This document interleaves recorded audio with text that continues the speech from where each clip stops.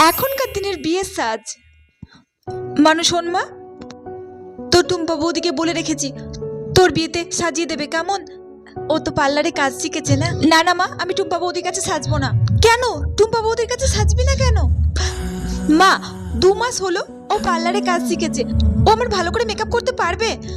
তাছাড়াও আমি আমার জন্য ভালো দেখে মেকআপ আর্টিস্ট বুক করে রেখেছি। আরে ও ভালো সাজায়, ওই তো ওই পাড়ার দীপালিকে ওর বিয়ের দিনে সাজিয়ে দিয়েছিল, কত সুন্দর লাগছিল বলতো। মা আমি জানি ও ভালো সাজিয়েছে, কিন্তু আমি আমার জন্য মেকআপ আর্টিস্ট বুক করে দিয়েছি। ও আচ্ছা ঠিক আছে, তুই যখন বুক করে দিয়েছিস তখন আমি আর কি বলবো। আচ্ছা ফোন করে কিন্তু ঠিক সময় মতো চলে আসতে বলিস, ঠিক আছে?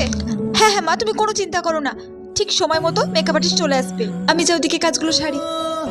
মানু, এই নে তোর এখানে বিয়ের বেনারসি আর ওড়না আছে বিয়ের, আর কিছু সোনার গয়নাও আছে, নে এগুলো সব পরে নে।